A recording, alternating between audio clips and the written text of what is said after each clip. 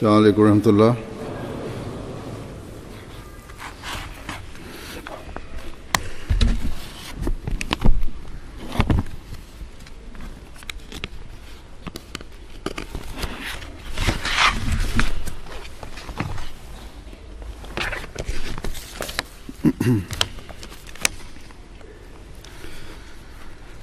أشهد أن لا إله إلا الله وحده لا شريك له وأشهد أن محمدا عبده ورسوله. أما بعد فأعوذ بالله من الشيطان الرجيم. بسم الله الرحمن الرحيم. الحمد لله رب العالمين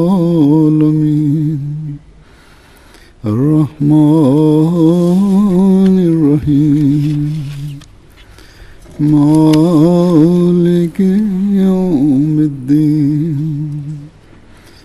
إياك نعبد وإياك نستعين. اهدنا الصراط المستقيم صراط الذين أنعمت عليهم غير المغضوب عليهم ولا الضالين.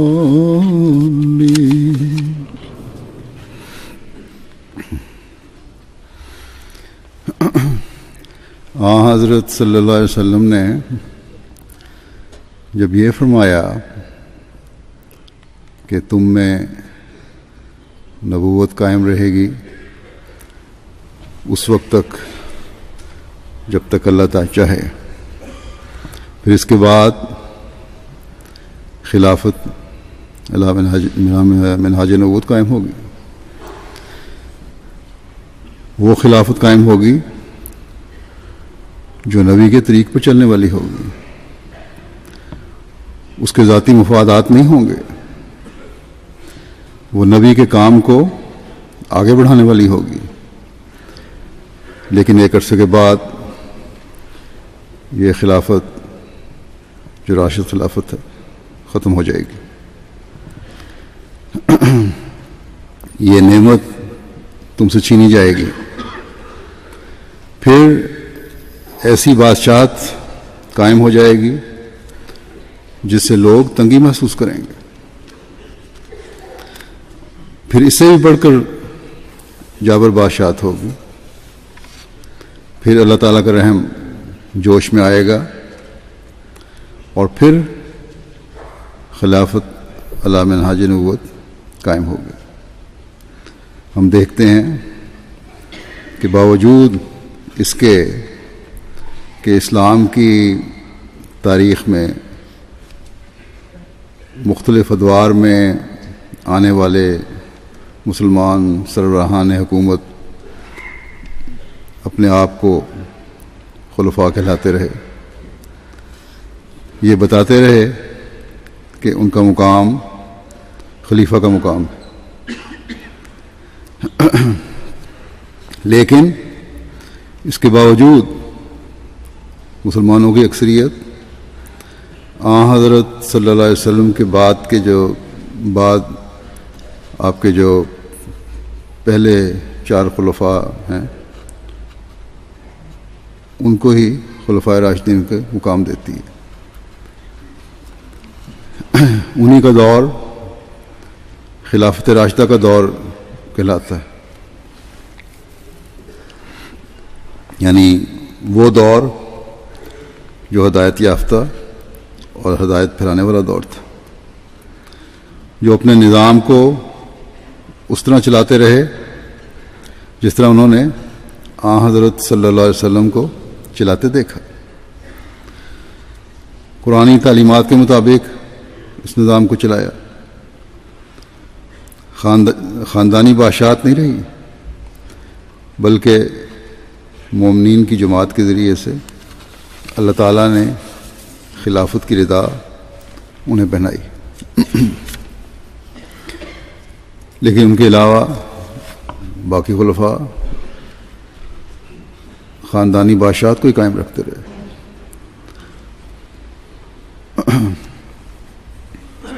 اور حرف بحرف حضرت صلی اللہ علیہ وسلم کی یہ پیشگوئی پوری ہوئی۔ جب پہلی دو باتوں میں یہ پیشگوئی حرف بحرف پوری ہوئی تو جو آخری بات آپ نے بیان فرمائی اس میں بھی ہمارے آقا حضرت محمد رسول اللہ صلی اللہ علیہ وسلم کے ایک قول نہیں پورا ہونا تھا کہ اس دنیا داری اور مسلمانوں کے بگڑے ہوئے حالات کو دیکھ کر وہ خدا جس نے حضرت صلی اللہ علیہ وسلم کو تا قیامت قائم رہنے والی شریعت کے ساتھ بھیجا تھا، اس کا رحم جوش مار تھا اور خلافت علی منہاج نبوت کو دنیا میں دوبارہ قائم فرماتا۔ اور ہم احمدی یہ یقین رکھتے ہیں کہ اللہ تعالیٰ نے حضرت صلی اللہ علیہ وسلم سے کیے گئے وعدے کے مطابق اپنے رحم کو جوش دلایا، اس کا رحم جوش میں آیا اور ہمارے آقا و مولا کی بات کو پورا فرماتے ہوئے مسیح موعود اور مہدی موعود کے ذریعے خلافت علی منہاج نبوت کو قائم فرمایا۔ آپ کو جہاں امتی نبی ہونے کا مقام عطا فرمایا، وہاں خاتم الخلفاء کے مقام سے بھی نوازا کہ اب حضرت صلی اللہ علیہ وسلم کا سلسلہ خلافت آپ صلی اللہ علیہ وسلم کے غلام صادق اور خاتم الخلفاء کے ذریعے سے ہی جاری ہونا ہے۔ بس ہم خوش قسمت ہیں کہ حضرت صلی اللہ علیہ وسلم کی اس خوشخبری سے حصہ پانے والوں میں شامل ہیں جو آپ نے خلافت علی منہاج نبوت کے قیام کی ہمیں عطا فرمائی تھی۔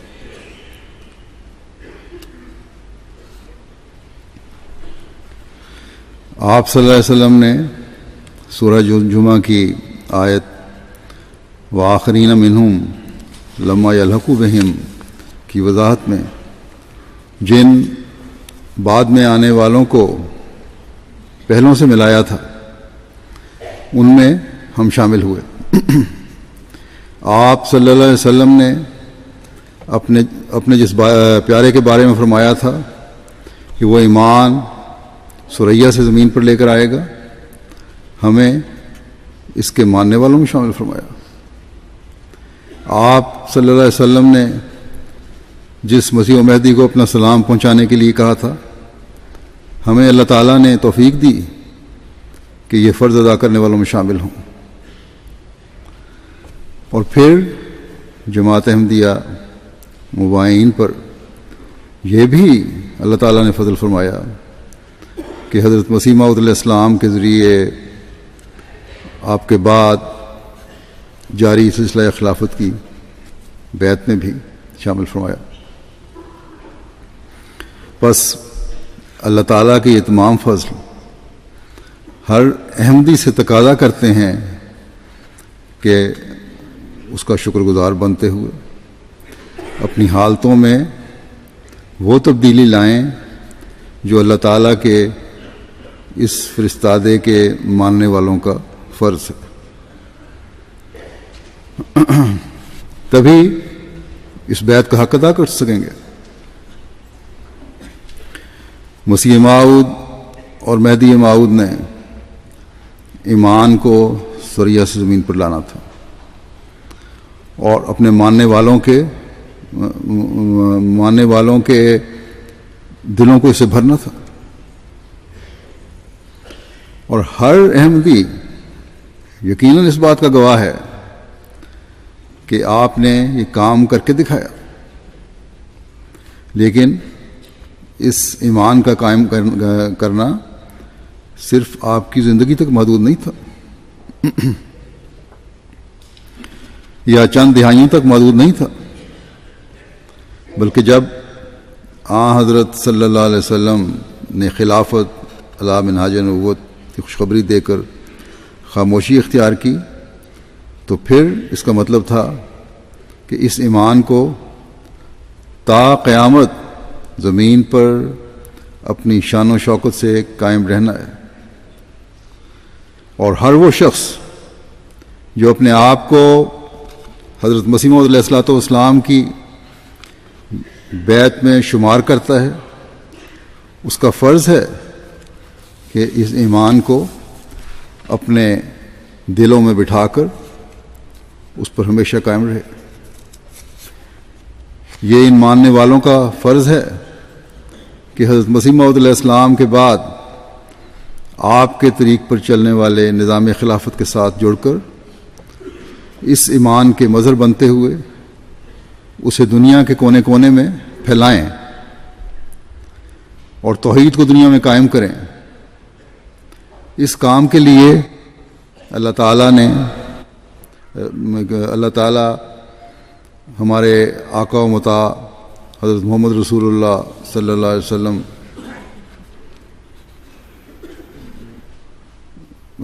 اس کام کے لیے بھیجا تھا اللہ تعالیٰ نے آپ کو، اور اس کام کے لیے اللہ تعالیٰ نے آپ کے غلام صادق کو بھیجا ہے.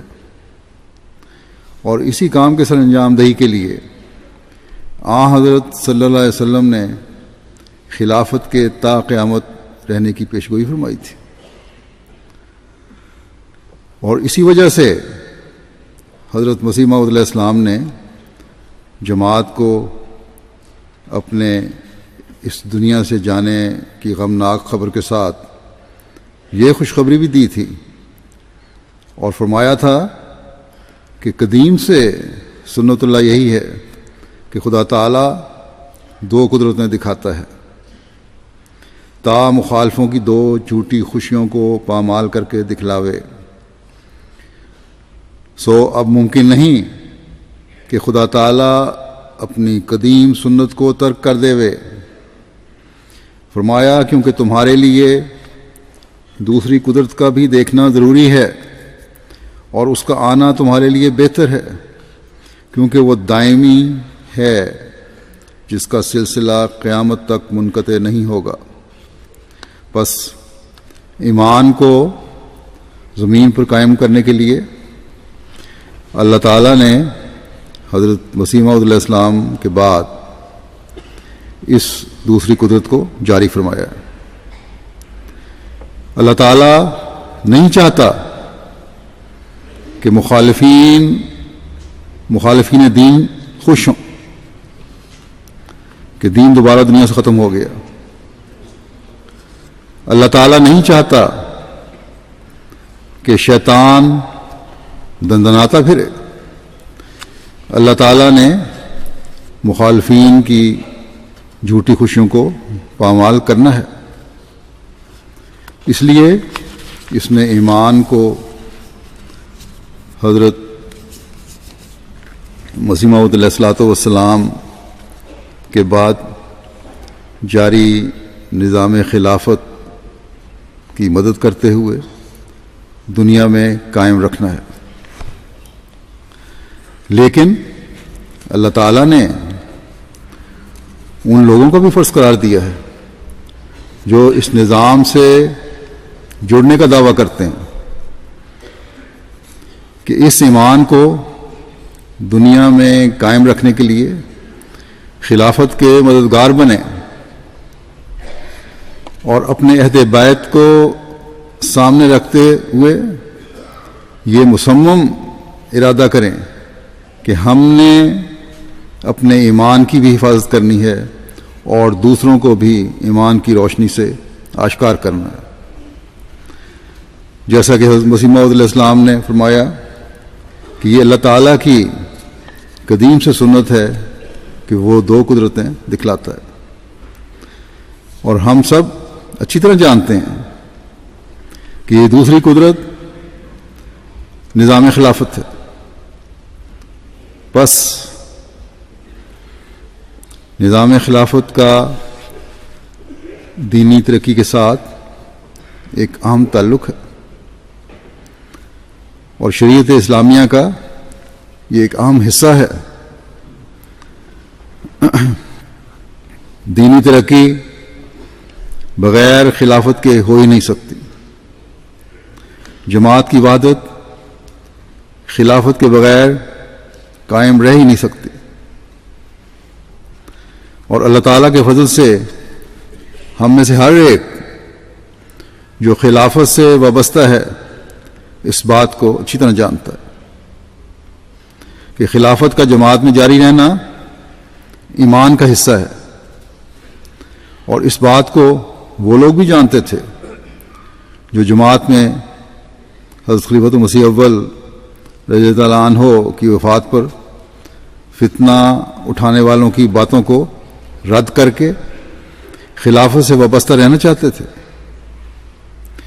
ان کو پتہ تھا کہ ہمارا ایمان قائم رہ ہی نہیں سکتا اگر ہم میں نظام خلافت نہیں ہے.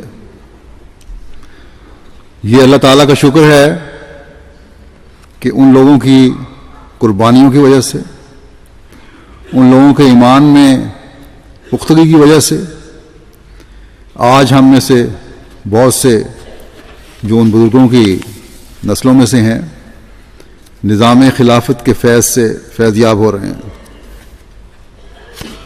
اس سلسلے میں سب سے زیادہ کوشش اور قربانی حضرت خلیفۃ مسیح ثانی نے کی. حضرت خلیفۃ مسیح ثانی پر الزام لگانے والوں نے بڑے بڑے الزام لگائے، لیکن جو آپ کے دل کی کیفیت نظام خلافت کو بچانے کے لیے تھی اس کی ایک جھلک میں حضرت خلیفۃ مسیح ثانی کے الفاظ میں ہی آپ کے سامنے رکھتا ہوں، کیونکہ یہ بھی تاریخ کا حصہ ہے اور فتنوں سے بچنے کے لیے ہمیں تاریخ پر بھی نظر رکھنی چاہیے. اسی طرح ایمان میں مضبوطی کا ذریعہ بھی مضبوطی کے لیے بھی یہ ضروری ہے، مضبوطی کا ذریعہ بنتا ہے.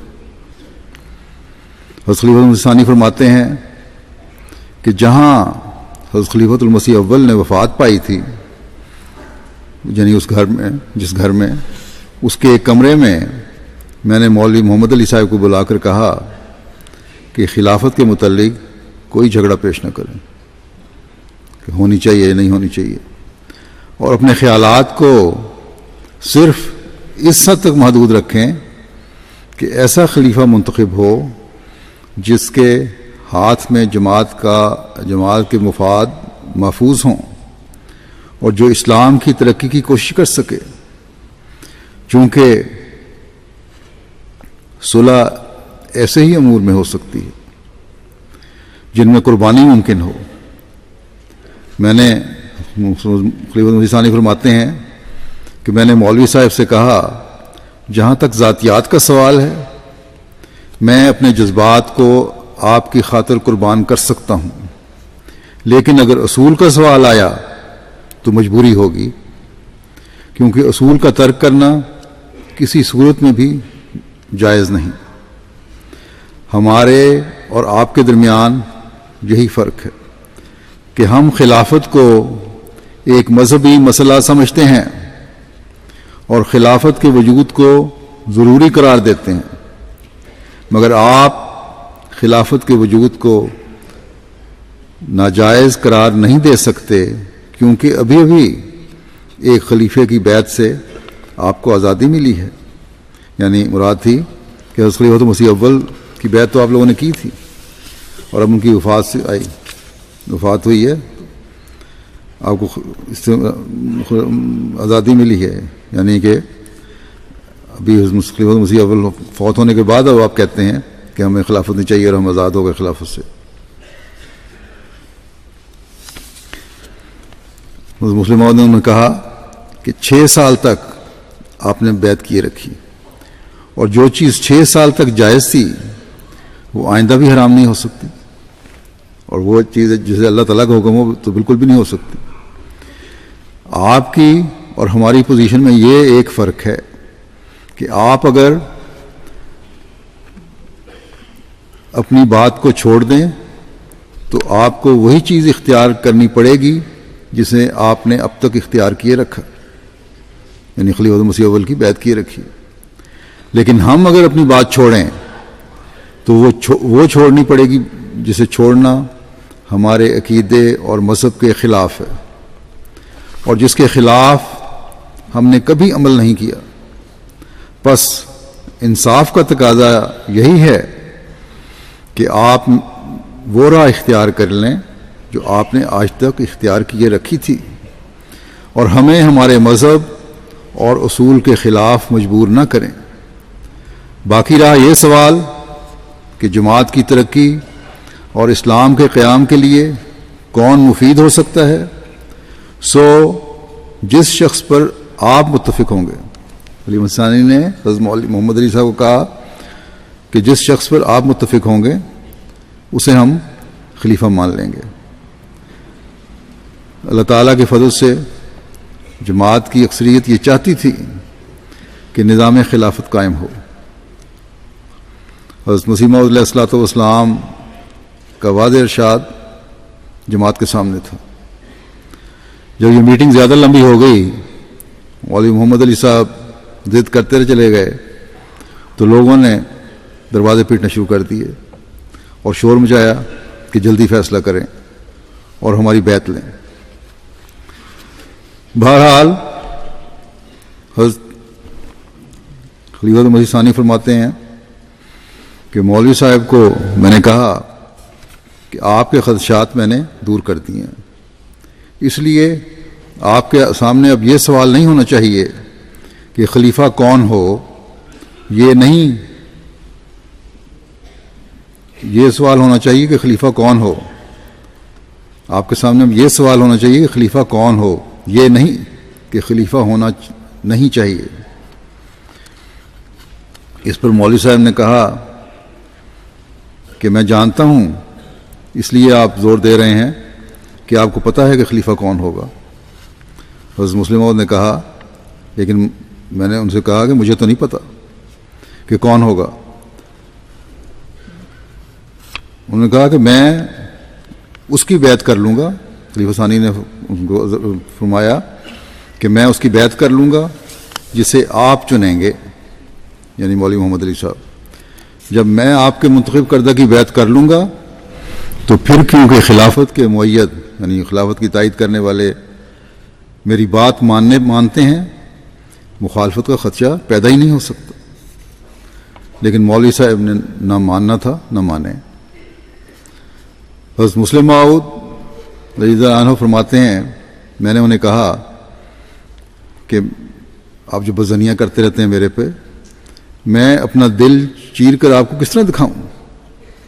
میں تو جو قربانی میرے امکان میں ہے کرنے کو تیار ہوں. اور پھر تھوڑی دیر بعد جب یہ دروازہ باہر کھولا گیا، باہر نکلے تو مولوی محمد حسن امروہی صاحب نے حضرت خلیفۃ مسیح ثانی حضرت مرزا بشیر الدین محمود احمد کا نام پیش کیا، اور جماعت نے مجبور کیا آپ کو کہ آپ بیعت لیں. آپ نے بڑا کہا کہ مجھے تو بیعت کے الفاظ بھی یاد نہیں. مولوی سرور شاہ صاحب نے غالباً کہا کہ میں پڑھتا جاتا ہوں. اور یوں اس دوسری قدرت کے قائم ہونے میں جو فتنہ پردازوں نے فتنہ ڈالنے کی کوشش کی تھی، اسے اللہ تعالیٰ نے اپنے رسول صلی اللہ علیہ وسلم کی بات کو پورا کرتے ہوئے ناکام و نامراد کر دیا. اور خلافت علی منہج نبوت حضرت مسیح موعود علیہ الصلوۃ والسلام کی وفات کے بعد دوسری مرتبہ پھر قائم فرما دی. اور جو خلافت سے دور ہٹے ہوئے تھے وہ بڑے دینی عالم بھی تھے، دنیاوی عالم بھی تھے، پڑھے لکھے بھی تھے، تجربہ کار بھی تھے، صاحب ثروت و حیثیت بھی تھے. انجمن کے تمام خزانے کو بھی اپنے قبضے میں کیے ہوئے تھے، لیکن ناکام و نامراد ہی ہوتے گئے وہ لوگ. مولوی صاحب خلافت ثانیہ کے انتخاب کے بعد نہ صرف وہاں سے چلے گئے قادیان سے، بلکہ ان غیر مبائن نے نظام خلافت کو ختم کرنے کے لیے بعد میں بھی بڑی فتنہ پردازیاں جاری رکھیں، لیکن ہمیشہ ناکامی کا منہ دیکھنا پڑا. کیوں؟ اس لیے کہ خدا تعالیٰ کا وعدہ خلافت کے نظام کو جاری رکھنے کا تھا. جب یہ لوگ ہر طرح سے ناکام ہو کر قادیان چھوڑ کر جا رہے تھے اور خزانہ بھی بالکل خالی کر گئے تھے، جاتے ہوئے تعلیم اسلام اسکول کی عمارت کی طرف اشارہ کر کے کہہ رہے تھے کہ 10 سال نہیں گزریں گے کہ ان عمارتوں پر آریوں اور عیسائیوں کا قبضہ ہوگا.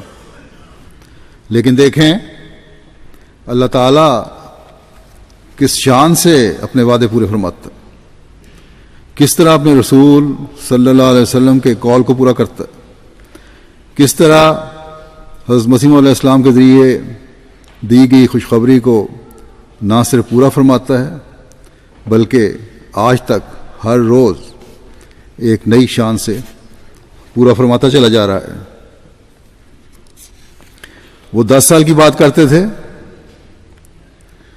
کہ اس سے پہلے ہی آریہ اور عیسائی یہ یہاں قبضہ کر لیں گے، لیکن اللہ تعالیٰ کے کاموں کی اپنی شان. وہ 10 سال بھی گزر گئے اور اس کے بعد بھی کئی دہائیاں گزر گئیں، اور آج اس بات کو 101 سال ہو گئے ہیں. لیکن نہ صرف انتہائی نامساعد حالات کے باوجود قادیان ترقی کر رہا ہے، جس میں پارٹیشن کا واقعہ بھی شامل ہے، جب جماعت کو وہاں سے نکلنا پڑا اور صرف چند درویشوں کو وہاں درویشی کی زندگی گزارنے کے لیے چھوڑ دیا گیا، چند 100 تھے. اور اب تو قادیان میں نئی سے نئی جدید عمارتیں تعمیر ہو رہی ہیں. ایک سکول پر قبضہ کرنے کی بات کرتے تھے، کئی کروڑ روپے کی لاگت سے نئے سکول بن رہے ہیں. تبلیغ کے کام بھی اللہ تعالیٰ کے فضل سے بہت وسعت اختیار کر چکے ہیں وہاں. اور پھر قادیان ہی نہیں، دنیا کے بہت سے ممالک میں خلافت احمدیہ کے ساتھ وابستہ جماعت کی کئی منزلہ عمارتیں اللہ تعالیٰ کی تائید و نصرت کا ثبوت دے رہی ہیں. دنیا کے ہر مذہب کے افراد تک اسلام کی خوبصورت تعلیم پہنچ رہی ہے. بس یہ تائید ہے اللہ تعالیٰ کی خلافت احمدیہ کے ساتھ، جس کے نظارے ہم روز دیکھ رہے ہیں. جرمنی بھی ان فیوز سے خالی نہیں ہے، جو خلافت احمدیہ سے جڑنے والے لوگوں کو اللہ تعالیٰ پہنچا رہا ہے. ابھی چند دن پہلے جماعت جرمنی کی 2 ذیلی تنظیموں انصار اللہ اور لجنہ مائلہ نے مل کر 5 منزلہ عمارت خریدی، جو 1.7 ملین یا 17 لاکھ یورو کی خریدی گئی. وہ خزانہ جس میں خلافت کے مخالفین نے 1 روپے سے بھی کم رقم چھوڑی تھی اور ہنستے تھے اب دیکھیں اب کس طرح نظام چلے گا، اس خلافت سے وابستہ آج ایک ملک کی 2 ذیلی تنظیموں نے ایک وسیع 5 منزلہ عمارت تقریباً 19 کروڑ روپے سے بھی زیادہ مالیت خرچ کر کے خریدی. اب یہ اللہ تعالیٰ کے فضل اور خلافت احمدیہ کی تائید نہیں تو اور کیا ہے. جو خلافت سے علیحدہ ہوئے ان کا مرکزی نظام بھی درہم برہم ہو گیا. ان کے نیک فطرت اس وقت بھی جب ان کو احساس ہوا اور آج بھی جب ان کو احساس ہوتا ہے ان کی نسلوں کو یا ان میں سے بھی سب کو، جماعت احمدیہ مباین میں شامل ہو رہے ہیں، خلافت کے جھنڈے تلے آ رہے ہیں. پھر آج دنیا میں تبلیغ اسلام کا کام خلافت احمدیت کے نظام کے تحت ہی ہو رہا ہے. جب دنیا میں اسلام کا نام بدنام کیا جا رہا ہے، اسلام کی خوبصورت تصویر جماعت احمدیہ ہی دکھا رہی ہے. اور یہی وجہ ہے کہ خدا تعالیٰ خود بھی خلافت احمدیہ کی سچائی دنیا پر ثابت کر رہا ہے.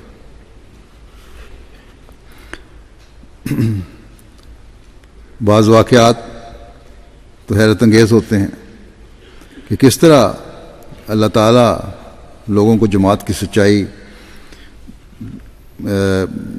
کے ساتھ، خلافت کے ساتھ اپنی تائید و نصرت کے بارے میں ہی بتاتا ہے. تو جماعت احمدیہ کی سچائی نہیں بلکہ خلافت کے ساتھ تائید و نصرت بھی جو اللہ تعالیٰ دکھا رہا ہے وہ بھی غیروں کو دکھاتا ہے، اور یوں سعید فطرتوں کے سینے کھولتا ہے.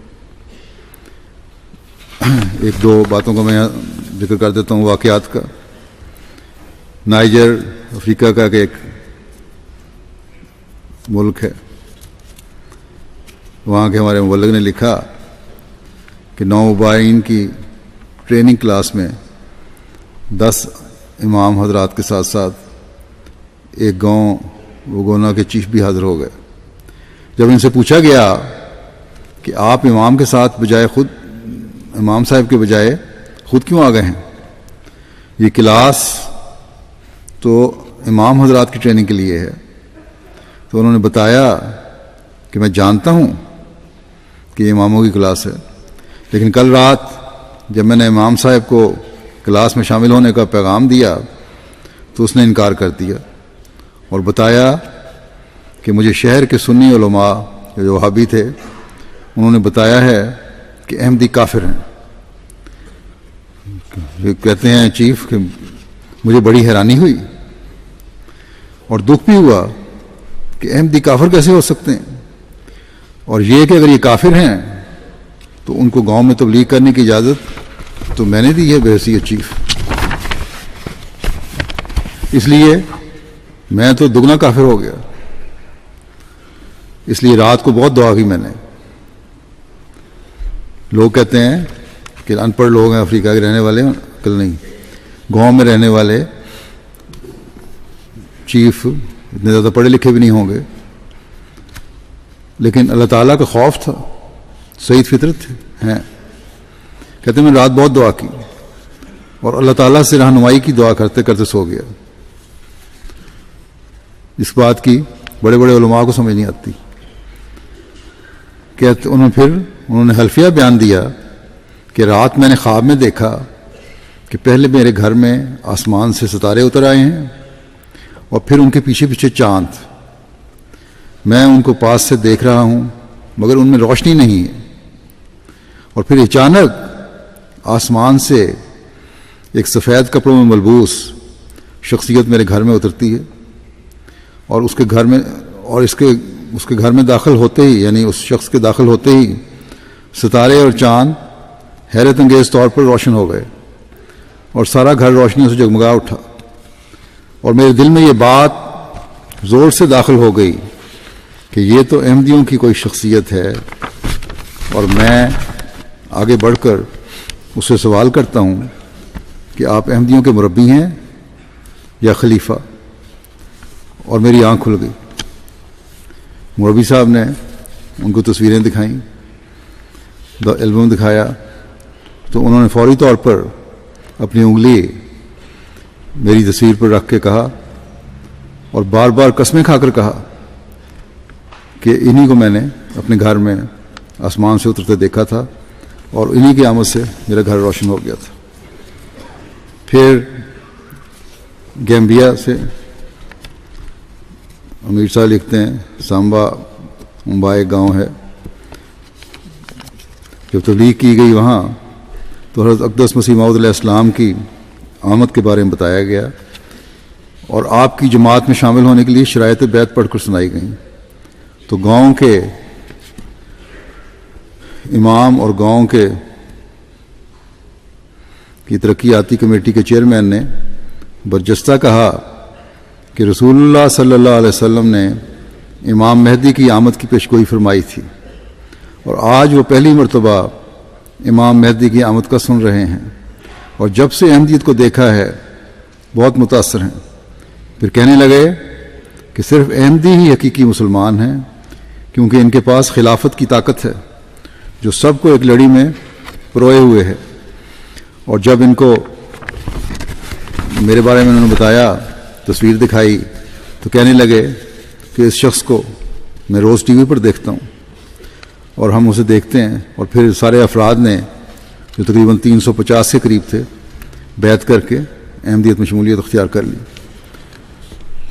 جب انہوں نے قرآن کریم کا ترجمہ 3 مقامی زبانوں میں دیکھا تو کہا کہ احمدیت ہی سچا اسلام ہے، کسی اور فرقے کو یہ سعادت نصیب نہیں ہوئی جیسا کہ احمدی کر رہے ہیں۔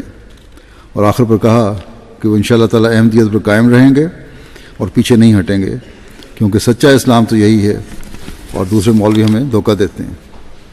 پھر اب اسی دورے میں آخر کی مسجد کے افتتاح کے موقع پر اور ہاناؤ کی مسجد کے افتتاح کے موقع پر مقامی لوگوں نے جو مختلف طبقات کے تھے، سیاستدان بھی تھے، کاروباری بھی تھے، ٹیچر بھی تھے اور دوسرے پڑھے ہوئے لوگ بھی تھے، مرد بھی تھے اور عورتیں بھی تھیں،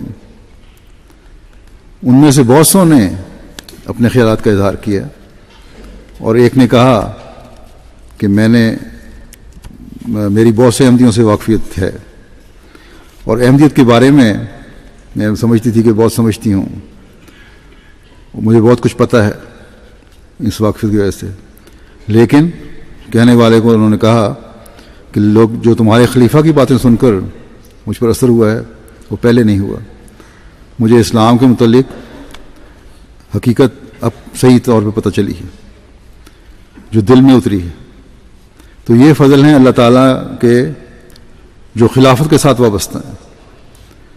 میں تو ایک عاجز انسان ہوں، اپنی حالت کا مجھے علم ہے، میری کوئی خوبی نہیں ہے، لیکن اللہ تعالیٰ نے خلافت سے تائید کا وعدہ فرمایا ہے، نصرت کا وعدہ فرمایا ہے، اور خدا تعالیٰ یقیناً سچے وعدوں والا ہے، وہ ہمیشہ خلافت کی تائید و نصرت فرماتا رہا ہے اور انشاءاللہ تعالیٰ آئندہ ہی فرماتا رہے گا۔ جیسا کہ حضرت مسیح موعود علیہ السلام نے بھی فرمایا ہے، یہ دوسری قدرت خدا تعالیٰ کی قائم کرتا ہے اور اس کی تائید کے اظہار ہم دیکھتے رہتے ہیں۔ بس جو اپنے ایمان میں مضبوط رہیں گے وہ نشانات اور تائیدات دیکھتے رہیں گے، بس اپنے ایمانوں کو مضبوط کرتے رہیں، خلافت احمدیہ سے اپنے تعلق کو جوڑیں اور اس حق کی ادائیگی کی طرف توجہ بھی دیں جس کا خدا تعالیٰ نے خلافت کا انعام حاصل کرنے والوں سے وعدہ فرمایا ہے۔ خلافت کی نعمت اسلام کے اول دور میں اس وقت چھن گئی تھی جب دنیا داری زیادہ آ گئی تھی۔ اب انشاءاللہ تعالیٰ یہ فیض تو خدا تعالیٰ جاری رکھے گا، لیکن اس فیض سے وہ لوگ محروم ہو جائیں گے جو دین کو دنیا پر مقدم کرنے کے عہد کو پورا نہیں کریں گے. اگر ان شرائط پر عمل نہیں کریں گے جو خلافت کے انعام کے ساتھ اللہ تعالیٰ نے رکھی ہیں تو وہ محروم ہو جائیں گے. اللہ تعالیٰ نے خلافت کے ذریعے خوف کو امن میں بدلنے کا وعدہ فرمایا، لیکن ان لوگوں سے جو اللہ تعالیٰ کا حق ادا کرنے والے ہوں گے. اور پہلا حق یہ ہے کہ یعبدوننی، میری عبادت کرو گے.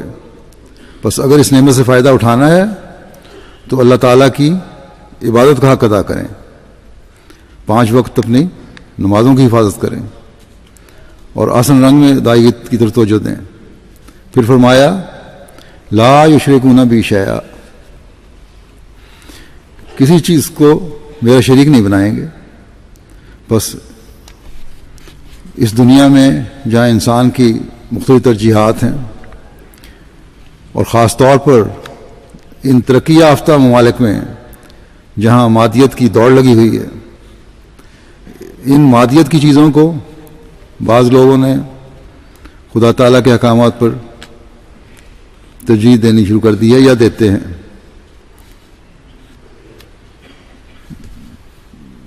دنیاوی فائدے کے اٹھانے کے لیے غلط بیانی اور جھوٹ سے بھی کام لیتے ہیں. یہ بھی ایک قسم کا شرک ہے.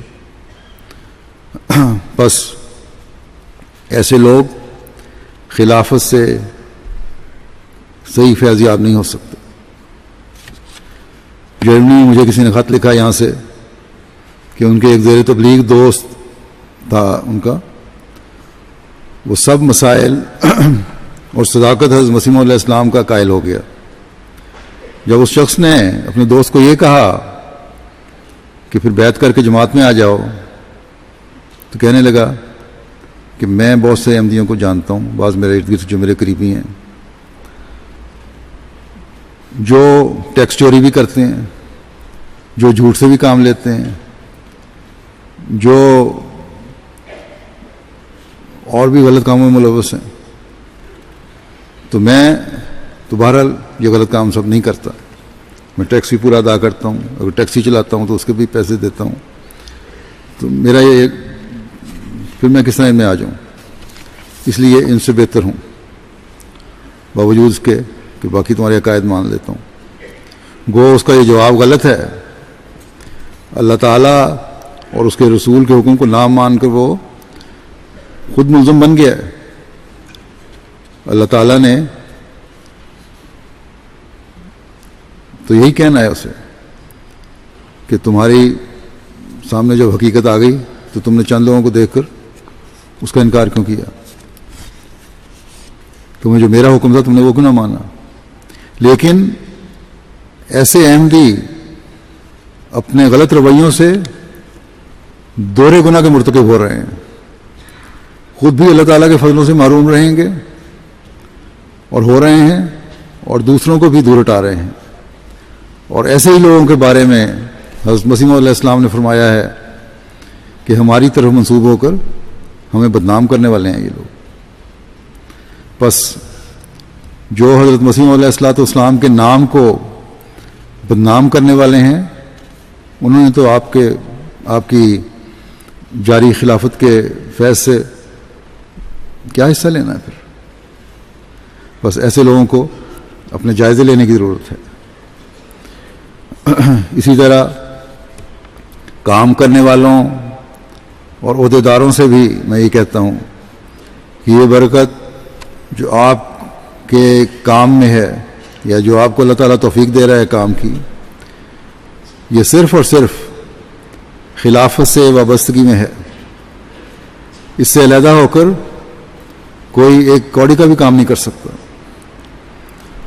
اگر کوئی بعض کاموں کے اچھے نتائج کو دنیاوی علم اور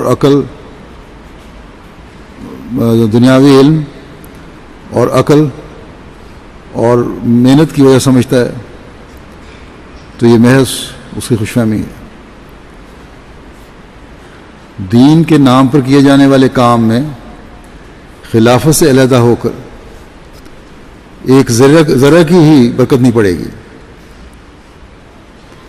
جیسا کہ میں نے بتایا ہے کہ علیحدہ ہونے والوں نے نتیجہ دیکھ لیا. روز بروز ان کی تعداد کم ہو رہی ہے، ان کی مرکزیت ختم ہو رہی ہے، ان کا نظام بے سہارا ہو رہا ہے. بس یہ خلافت کے ساتھ محبت اور اطاعت ہے جو اللہ تعالیٰ کے فضلوں کو جذب کر رہی ہے اور بہتر نتائج نکل رہے ہیں، کیونکہ یہ اللہ تعالیٰ کا قائم کردہ نظام ہے. اس لیے اب دین کی ترقی کے لیے ہر کوشش کو اس نے خلافت سے وابستہ کر دیا. بس اگر کسی عہدیدار کے دل میں کبھی میں آئے یا خود پسندی پیدا ہو تو اسے استغفار کی طرف توجہ کرنی چاہیے. بس جماعت احمدیہ کی ترقی میں نہ علماء کی علمیت کام دے رہی ہے، نہ عقل مند کی عقل کام دے رہی ہے، نہ دنیاوی علم رکھنے والے کا علم و ہنر کام دے رہا ہے. اگر کسی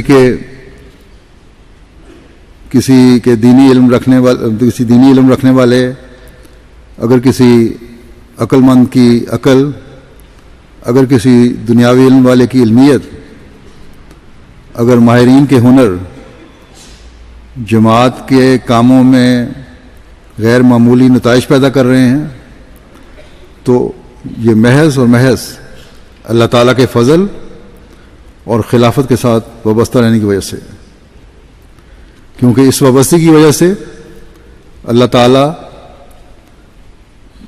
کا ان نتائج کا وعدہ ہے اور اس لیے وہ عطا فرما رہا ہے. دنیا داروں میں یا دنیا داری میں بے شک علم، عقل اور ہنر کام دے سکتا ہے، لیکن جماعت میں رہنے والے کو بہرحال بہترین نتائج کے لیے جماعتی کاموں میں خاص طور پر اپنے آپ کو خلافت کا تابع فرمان کرنا ہوگا. اسی طرح علماء کی بھی ذمہ داری ہے کہ وہ لوگ جنہوں نے حضرت مسیح علیہ السلام کو مانا ہے، یعنی نئے ماننے والے اور نئے نوجوان اور بچے، انہیں خلافت کے ساتھ حقیقی تعلق کا جنہیں ادراک نہیں ہے تو وہ انہیں اس سے آگاہ کریں، اس بارے میں بتائیں. اسی طرح عہدیدار بھی ذمہ دار ہیں. بعض عہدیدار ایسے ہیں جو منتخب ہو کر عہدیدار تو بن جاتے ہیں لیکن دین کا انہیں کچھ پتہ نہیں ہوتا. وہ اپنے عہدے کو بھی دنیاوی عہدے کی طرح سمجھتے ہیں. میرے سامنے جب بعض لوگ کہتے ہیں کہ میرے پاس فلاں عہدہ ہے تو میں انہیں ہمیشہ کہا کرتا ہوں کہ عہدہ نہ کہو، خدمت کہو. اور اگر خدمت دین کا اللہ تعالیٰ نے موقع دے دیا ہے تو اپنے دینی علم کو بھی بڑھائیں اور اپنے اخلاص اور وفا کو بھی بڑھائیں، اپنے تقوی کو بھی بڑھائیں اور خلافت کے ساتھ اپنے تعلق کو بھی بڑھائیں. ایسے عہدیدار بھی ہیں یا ہوتے ہیں جو اپنی اہمیت کی طرف تو توجہ دلانے کی بھرپور کوشش کرتے ہیں کہ ہم عہدیدار ہیں، لیکن خلافت کے بارے میں سمجھتے ہیں کہ سال میں ایک یوم خلافت منا کر ہم نے فرض ادا کر دیا. میں نے پہلے بھی ایک دفعہ بتایا تھا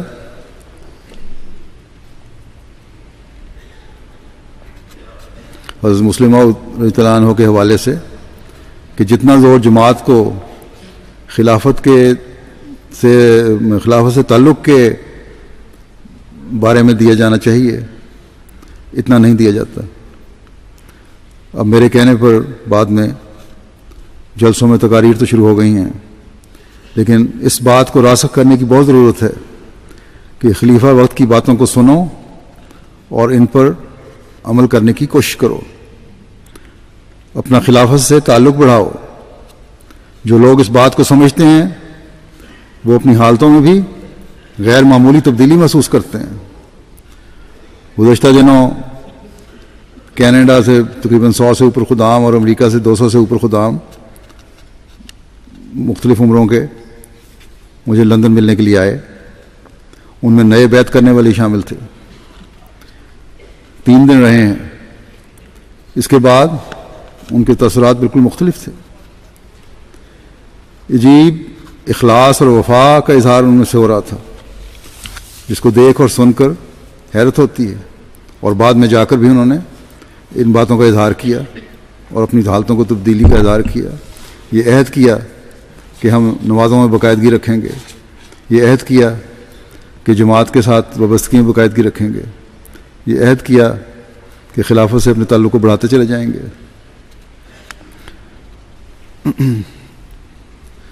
اس سے پہلے نہ ان کو خلافت کے تعلق کے بارے میں اتنا بتایا گیا تھا نہ ان کو تجربہ تھا.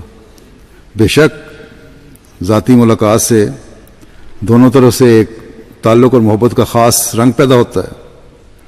لیکن مختلف واقعات کے ذریعے علماء اور عہدیدار خلافت کی اہمیت کو جماعت میں وقتاً فوقتاً بیان کرتے رہیں تو ایمانوں میں مضبوطی اور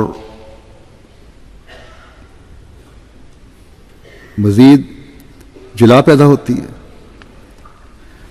عہدیدار خلافت کے نمائندے کے نام پر اپنی اہمیت واضح کرنا چاہتے ہیں. جہاں کہیں عہدیدار کھڑا ہوگا وہ کہہ دے گا میں خلافت کا نمائندہ ہوں. اور ان عہدیداروں میں مرد بھی شامل ہیں اور لجنہ کی صدرات بھی شامل ہیں اور عہدیدار بھی شامل ہیں. لیکن خلافت سے تعلق کو اس طرح انہوں نے ذہنوں میں نہیں ڈالا جس طرح ڈالنا چاہیے.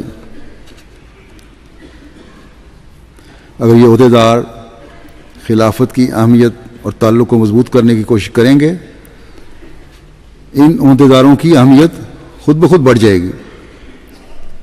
بس یہ ذمہ داری ہے علماء کی. اس میں سب لوگ شامل ہیں چاہے وہ مربیان ہیں عہدیداران ہیں یا دین کا علم رکھنے والے ہیں کہ خلیفہ وقت کا دست و بازو بنیں. اپنے عمل کو بھی خلیفہ وقت کے تابع کریں اور دوسروں کو بھی نصیحت کریں. یہ تصور غلط ہے کہ ایک دفعہ کہہ دیا تو بات ختم ہو گئی. یہ نصیحت اور تعلق کے اظہار کا بار بار ذکر ہونا چاہیے. ایک خطبے میں اس سلسلے میں حضرت مسلم موعود رضی اللہ عنہ نے مربیان اور علماء کو ایک بڑی اہم نصیحت فرمائی تھی. انہوں نے فرمایا کہ ہر مومن جو دین کا درد اور سلسلے سے اخلاص رکھتا ہے اور جو چاہتا ہے کہ خدا تعالیٰ کا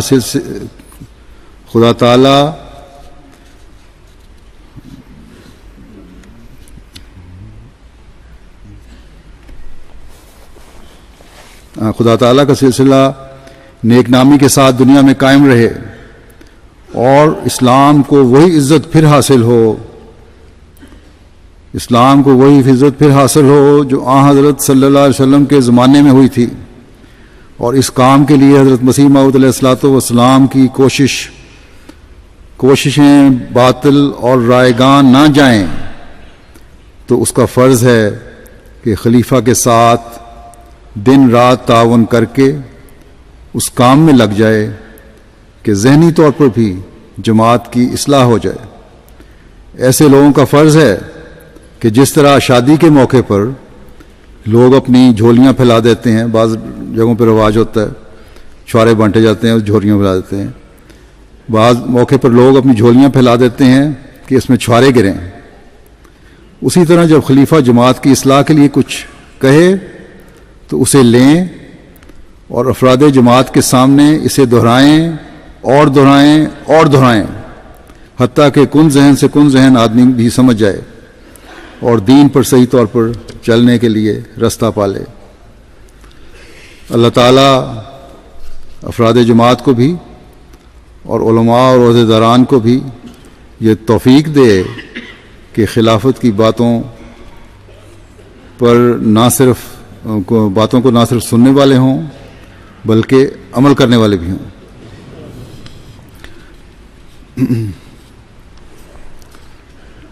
یوم خلافت پر صرف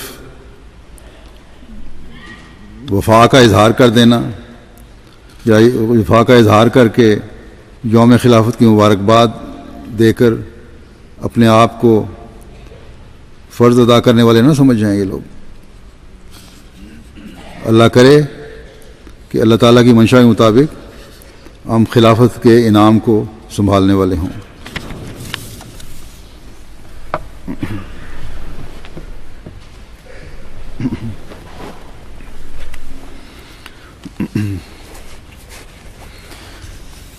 الحمد لله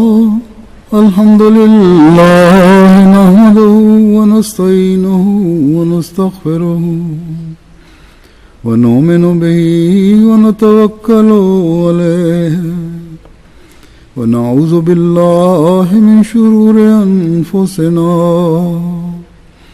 ومن سيئات أعمالنا من يهده الله فلا مضل له ومن يضلل فلا هادي له ونشهد أن لا إله إلا الله ونشهد أن محمدا عبده ورسوله عباد الله رحمكم الله إن الله يأمر بالعدل والإحسان وإيتاء ذي القربى وينهى عن الفحشاء والمنكر والبغي يعظكم لعلكم تذكرون اذكروا الله يذكركم وادعوه يستجب لكم ولذكر الله أكبر